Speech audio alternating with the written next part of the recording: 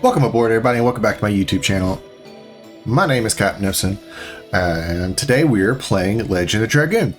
Sorry it's been a little while between recording, or between episodes. Work's been really busy. It's finally that time of the year where we're able to not freeze every single second we're outside, so we're able to start kind of kicking up construction and stuff without worrying too much about damaging a lot of equipment in the cold. But that being said, thank you all so much for being patient with me. In between recording sessions, I had a very awesome commenter remind me, Kingdom Hearts gamer, thank you very much, that I missed a very important item back at the Mountain of the Mortal Dragon, in the screen right before you fight the Divine Dragon. I'm gonna go get it right now because it is a very powerful, repeatable magic item, and I'm gonna cut to where it is because you cannot see that thing without just randomly clicking on the environment. They hit it very well. So I will see you then. And we're back. All right. So the item in question is on this next screen right here. Never fails. It never fails. All right, let's get to this fight real quick, and then I'll show you where the item is. And also, today I decided to upgrade my graphics drivers, and when I did, it caused OBS to just lose its shit. And it basically stopped OBS from doing any video game captures, like, whatsoever for me. Walked it back, and I could get everything to work except for Legend of Dragoon. So I found a workaround. I'm hoping that it looks good on y'all's end and that everything sounds good. I mean, I went through a whole slew of troubleshooting. Good thing I'm in IT because, good lord, tried to edit some stuff and I got it to work. I think it looks good. I've run a couple of test recordings and everything looks and sounds good. I am in a different room temporarily. We're painting my living room, and so I'm in a little bit smaller room where I've got everything set up. So I'm hoping there's not too much of an echo, but I just hope y'all can bear with me for a little bit while I get through that process. So I hope everything looks good. But if not, I'm sure that I can trust on a couple people to let me know in the comments. So that's where the item is. Right here. You would never find this if you didn't just randomly click on that. So, thanks, Kingdom Hearts gamer, because that's the item I'm definitely going to need for the upcoming boss. I will cut back to exactly where we were in Kashao Glacier. See you then. Alrighty, real quick insert here on the way back to Kashao Glacier. Dart hit Dragoon level 3 and unlocked his level 3 spell, Final Burst, which is by far his best spell, bar none. It does awesome damage. The MP cost is very respectable. Once you get this thing, it's better than most magic items in Dart's hands, I think. And it also just looks really cool. But I'll see you back at Kashao Glacier. Alrighty, and we're back to pretty much where we started the episode. Between there and back again, we managed to get Crush Dance to level 2.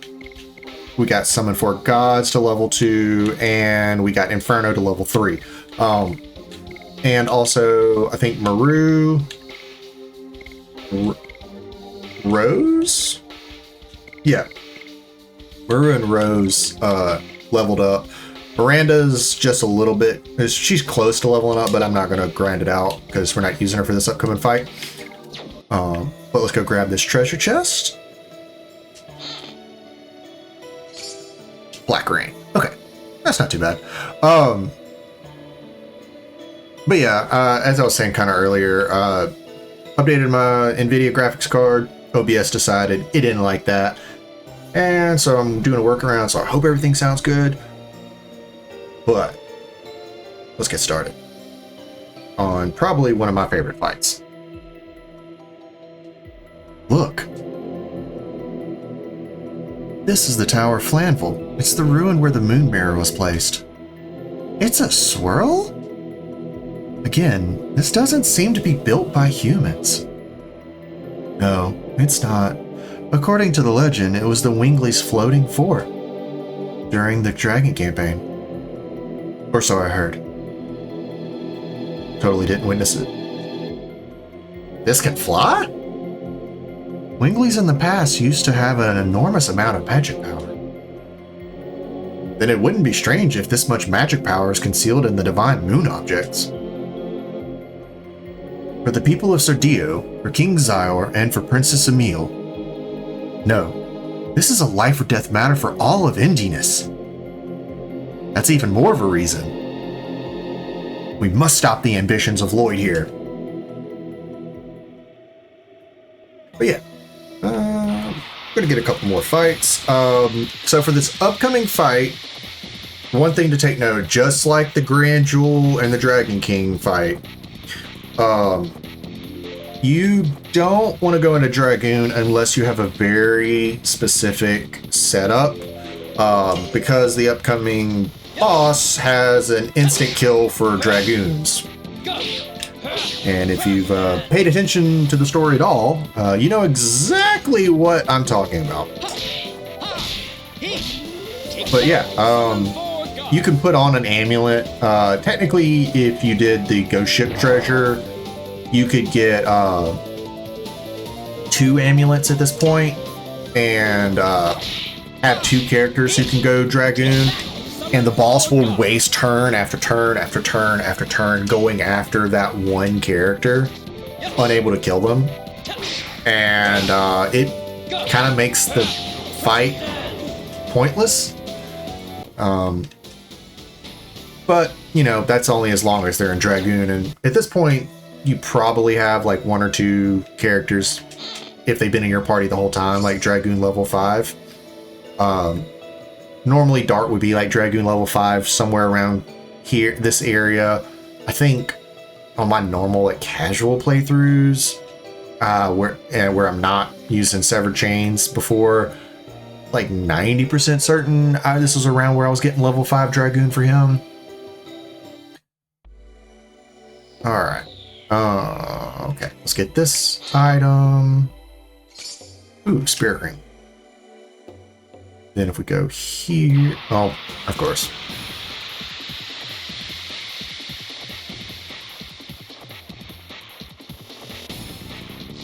One last fight before the boss, of course.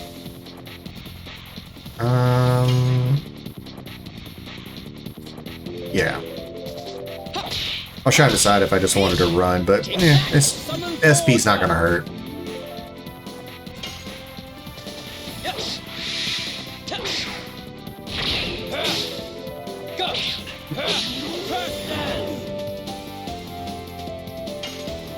Alright, this should be a one-hit kill.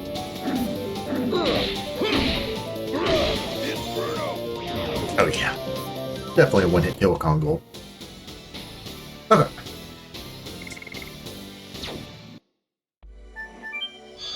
So I am not that good at remembering this place. I think it's here. Then here? Aha! Got it right on the first try. There's the Mage Ring. Continue up. A lot of these teleporters. A lot of these teleporters lead kind of to the same place, or they lead to a dead end. You know what? Just for curiosity's sake, let's go back. I want to see if it's possible. So if you collect all the Stardust in the game, you get a special item that you need to come back here for.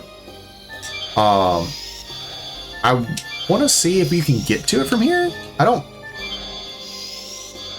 No. Okay, so here and here. I swore that maybe you could before. It might be you have to come back after the boss. Let's see, where does this take me? Okay, this takes you to a dead end. Yeah, I think maybe some of these teleporters that aren't active right now, I think that might be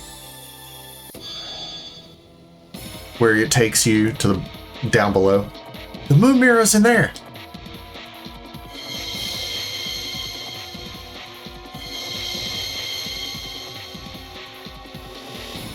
The Dragoon spirit of the divine dragon is resonating. Lloyd! Finally, we cornered him.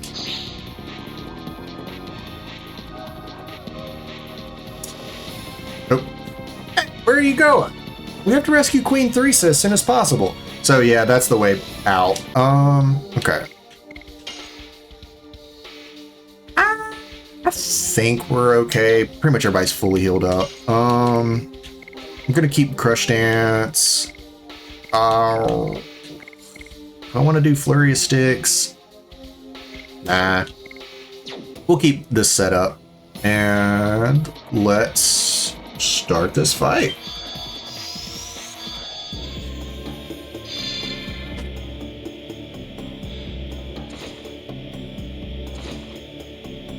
I appreciate your cooperation. What are you? Lloyd! Here they are.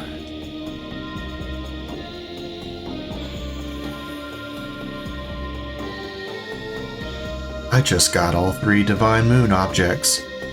Now the world will be reborn into the utopia that Emperor Diaz and I desire. The world will be reborn? What are you talking about? You should know, Your Majesty. The evolutionary plan created by the Great Will Soa, and the flow of evolution woven by the Divine Tree. You humans are merely the 106th in the plan, and we Winglies are the 107th in the plan. I desire the 108th evolution. I desire a utopia created by the last species. For that, I'll use every conceivable means. Lloyd, that's all you want to say? I'll let my sword say the rest. Shall we finish this?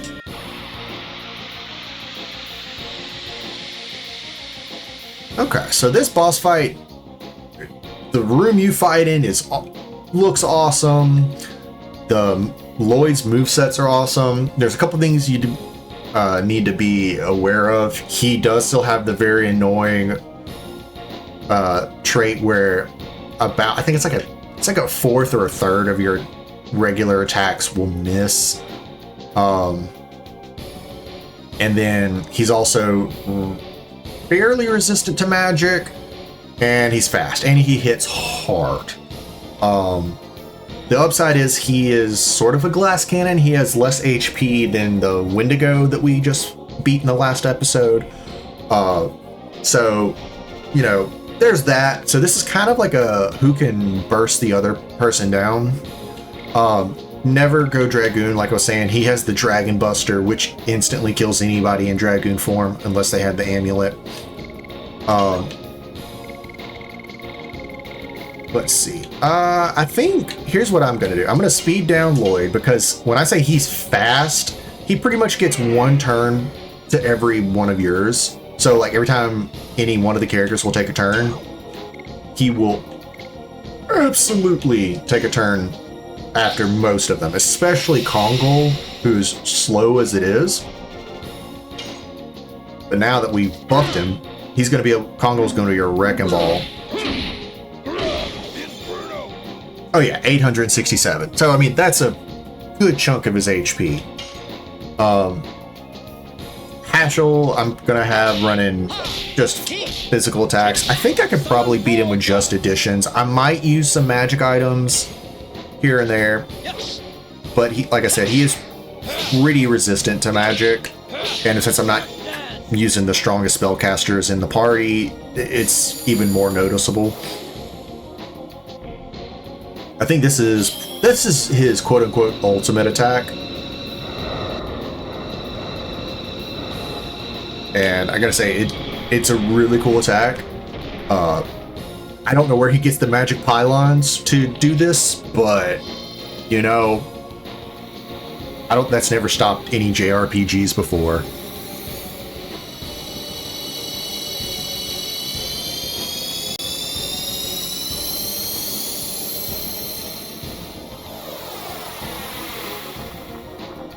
Yeah, I think Kongo's gonna take like 1,000 damage.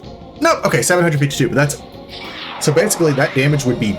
Yeah, see, even with the speed down, this dude is still getting 2-3 turns. Yeah. Now you see why bringing Kongo's generally a bad idea here, because he does a lot of magic attacks.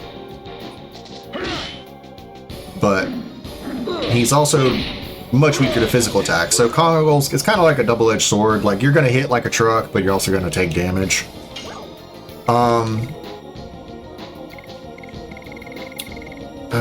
Yeah, we're going to stay on top of your healing, just because if Lloyd sees an opening, he will bully one player or one character pretty heavily. I think his AI is usually designed to go after the last person who attacked him. Not 100%, but it usually, to me, it's always kind of feels like that.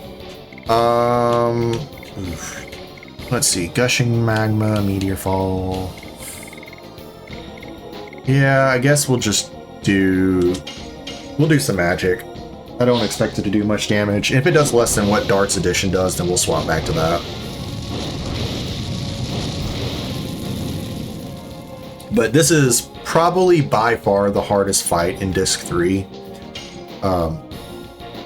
Just because of how much Lloyd can bully your characters.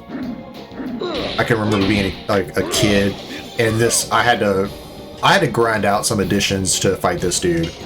Because I just was not, I wasn't as good at video games back then. And so I was able to get like additions like maybe half the time back then. So my damage was really cut in half. This is his weakest attack, I'm pretty sure. It's just a basic physical. It's still chunks, but compared to some of his magic, it's not too bad.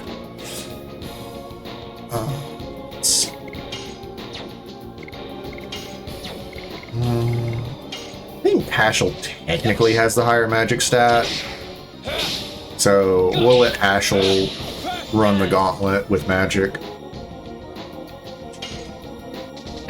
Too slow. There you go. See, too slow. I don't think he can dodge. Yeah, he cannot dodge magic items. He can only dodge physical attacks, and he might be able to dodge Dragoon additions. I'm not 100% certain on that because I haven't. Oh no, that's his weakest physical attack. That's his weakest physical attack. Just the regular slash, not the triple slash thing he does. But I don't really run Dragoons in this fight, even with the amulet set up, just because it trivializes it. Because you take half damage and it's, hey, if you got to do it, by all means, go ahead. But it's, not, see, now he's going to start dodging like every single attack. Whatever. Oop, nope. We'll hit him with some Just some more magic. Keep him on his toes.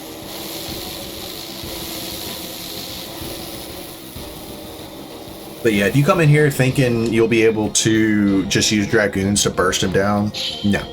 Absolutely not. He's way too resistant to magic, unfortunately. And the one-hit kill is kind of crazy. I remember being a kid and not putting two and two together, and yeah, it didn't work out in my favor. I think I got like 3 game overs before I realized it. Yes, I'm telling on myself I was not the smartest child when it came to...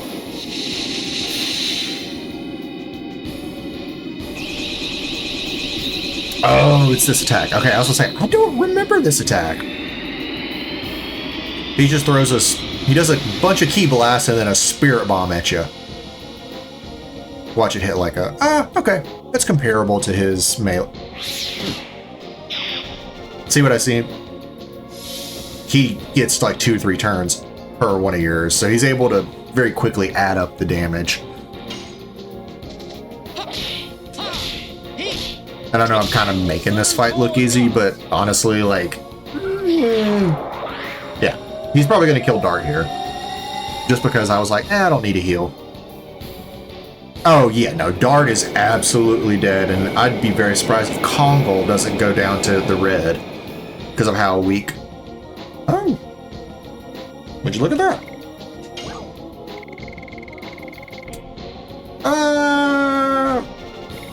I'll throw a healing fog. I don't think a healing breeze is necessary here. But we'll find out. Kongol, are you going to get the killing blow? Maybe. No. Even though his Oh, no! Oh, no. Even though his HP bar disappeared. I think he still has... Yeah, he's definitely got to have some HP, because this is one of the boss fights that has a special cutscene. Like most of the main story bosses, they all have like that special cutscene. Normally it's supposed to be Dart doing the slaying, but because of Severed Chains, it's kind of whoever's in the center of the party during the fights. Which honestly, I am such a huge fan of, that Severed, the dev team was able to put... Holy. Ashley, you good? I definitely should have used a healing breeze earlier. But you saw that damage, 1500 on Kongol.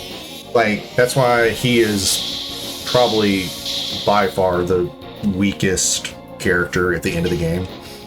Because everybody uses magic at the end of the game. Alright, this should kill. Crush dance! Yep. Alright, we're gonna let the cutscene play out.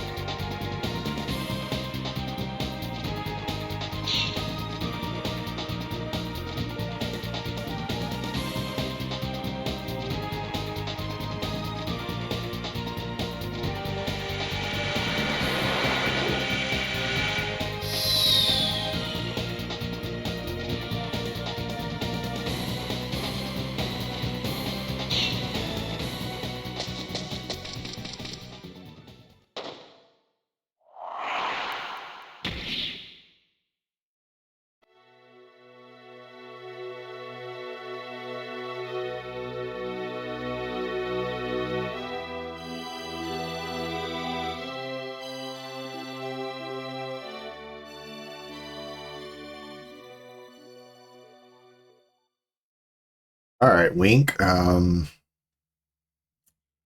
think you have Stockholm syndrome, but let's see how this goes. Let's see how this plays out. Yeah, everybody levels up at least once. Yeah.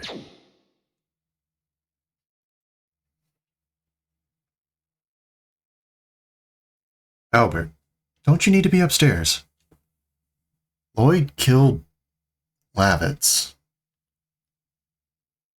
I trust Dart with everything. He'll bring us the right answer. I agree. I feel the same way. Ditto! Does anybody even say ditto anymore, besides talking about the Pokemon and Masuda method for shinies? Why?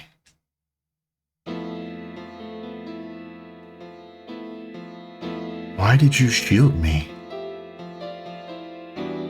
I took many people's lives away for my own ideal, and the Divine Moon objects. I used you. Even if it's the truth, the fact that you saved me is still true. Besides, your death won't solve anything.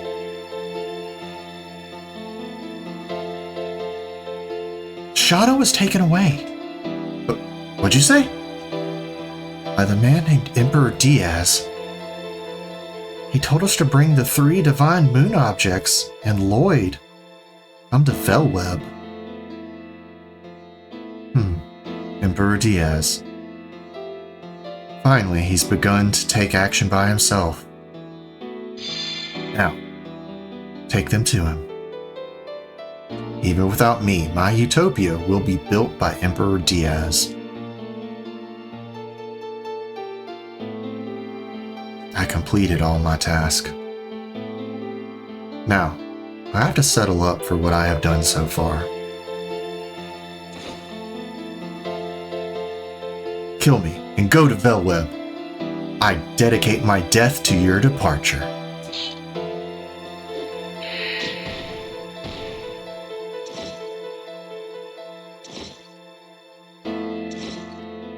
Is this out of pity?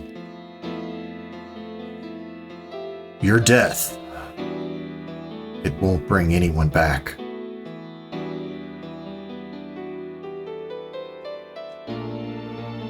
I just know that line by heart. Lloyd, I'm going to make you see this through to the end.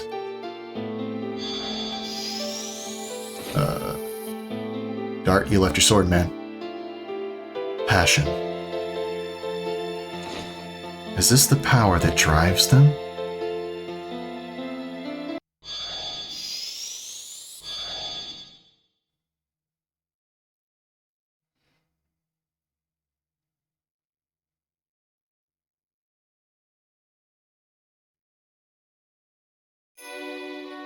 Shauna was... See. When we go there, we can reveal the truth about Emperor Diaz. Whoever he is, he's dangerous. Besides, it's unforgivable to take our dear Shauna as a hostage for his utopia, or whatever it is. Exactly! I'll beat him up, whoever he is. Queen Teresa, we're headed to Velweb. We need the moon. I understand. I'll let you have the moon mirror. Maybe we were in denial, surrounding ourselves with a comfortable life that really was stagnant. Yes, we humans are not the only species, and all species were given life by Soa's plan. Now is the time to remember. The assault of the Divine Dragon, the existence of Winglies, the Divine Moon objects, the utopia that Lloyd and Emperor Diaz desire. And you, Dragoons. Everything is forcing us to remember it, as if things were manipulated by some great wheel called fate. Even if that's true, I don't care. I'll take Shanna back even from fate. Miranda, you are one of the Dragoons. Go with Dart. Discover the meaning of the fate given to us by Soa.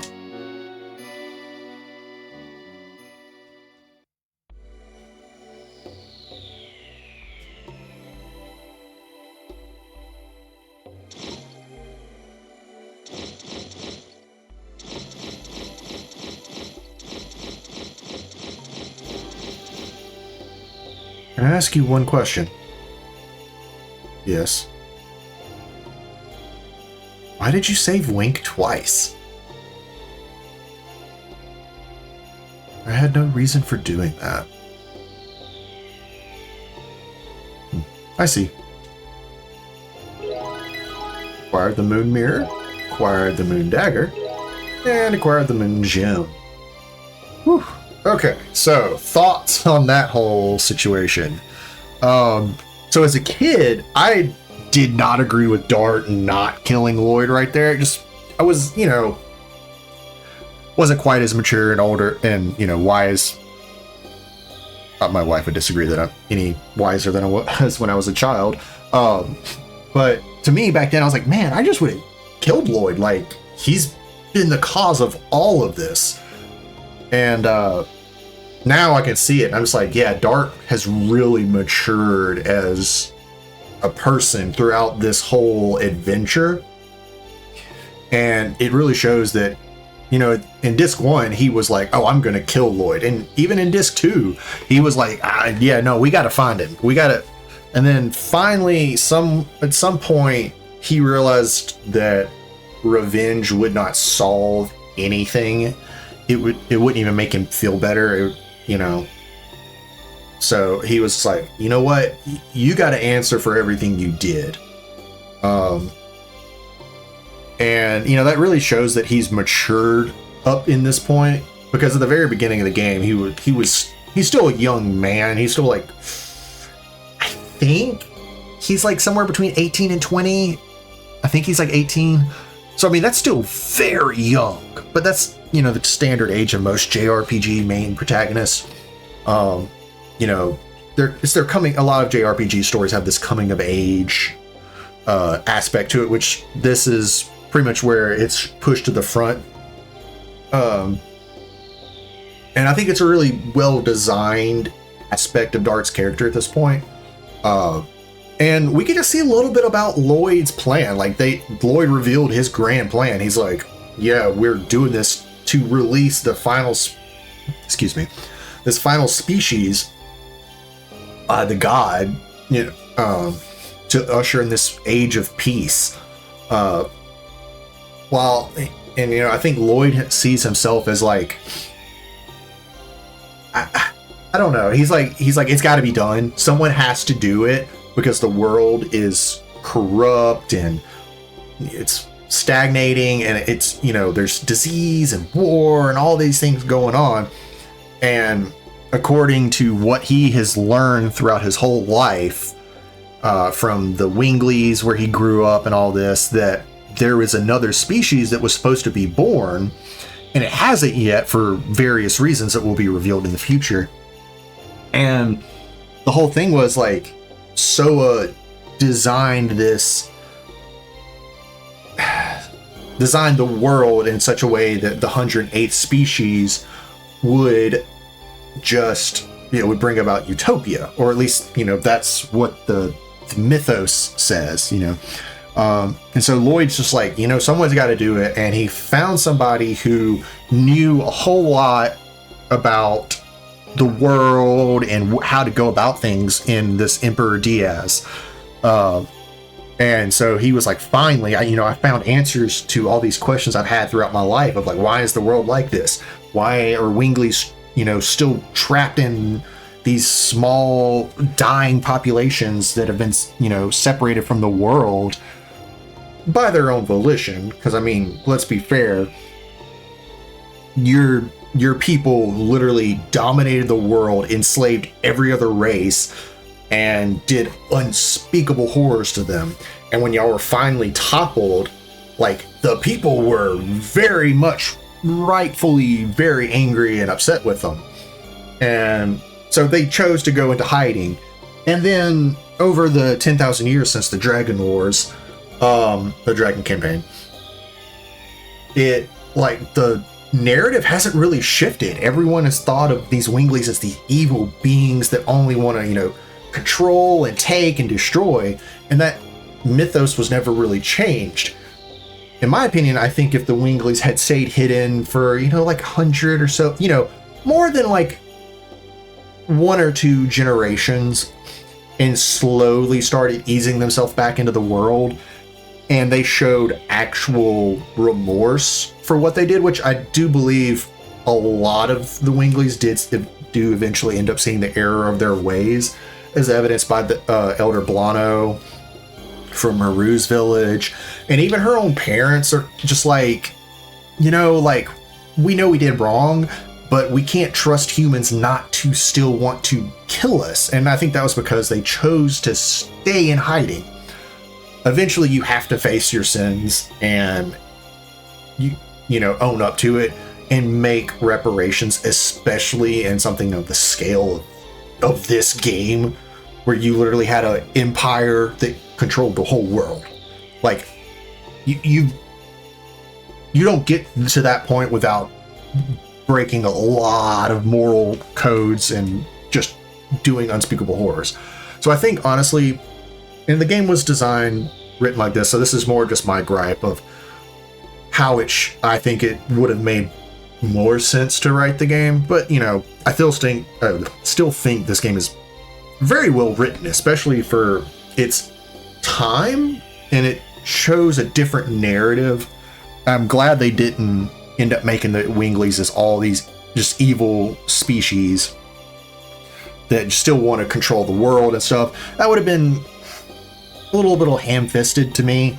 It also wouldn't have felt like the Winglies had learned their lesson at all after getting their butts handed to them 10,000 years ago by Rose and the other Dragoons. I've got a lot more thoughts about this, this whole thing. I can remember as a kid being revealed this, and I was like, what's going on? And, because, I was like, well, this came out of left field. And it does appear to come out of left field, unless you've been going around and talking to, the different priests and different people, kind of side characters, where they talk about this creator being called Soa. And then you got a cutscene earlier in Disc 3 where the priest of the capital city, Denigrad's priest, he really framed eons ago, Soa planted a divine tree that grew and filled the planet with life. And so that was the big thing of oh, hey, there is some sort of higher being out there that did put all this into motion. And it's his will that determines our fate. And so it's oh, okay, so it's kind of put in there to start foreshadowing a lot of the last third of the game, I should say, because the narrative, like most JRPGs, goes from, oh, let's catch this bad guy, to we're gonna kill God. That's how this game escalates in the last half of, you're just hunting down this one person who has this grand design. All of a sudden, the curtains rip back, and you start to see the whole machinations of everything that we were not told as the player. And I think Legend of Dragoon does that pretty well, because there are hints in dialogues and things you can interact with throughout the story. I probably haven't done the best job of interacting with every single thing that starts to hit at what's going on. But to me, this is where the story of Legend of the game really picks up, and it's oh, okay, this is where to use it. This is where you lock in, and this is oh, okay, what's really about to happen? And there's still so many mysteries left. Who is Emperor Diaz? What is this 108th species? Because each species before were quote unquote, they were different iterations. So you had the Gigantos, the Minos, the Winglies, and the further down the numerical order they came in, the less I wouldn't say advanced, less intelligent you get. Your regular enemies in the game, they're not all intelligent beings capable of establishing civilizations and society and all that. And so it's like, what is the last one going to be? That was kind of a really big question as me growing up. But I've ranted enough. Sorry, I just really, this part of the game really, like, it really speaks to me on a narrative level. So, that being said, thank you guys so much for watching. I apologize once again for the huge delay in videos. I am in the process of recording as many episodes as I can right now while I have a bit of free time.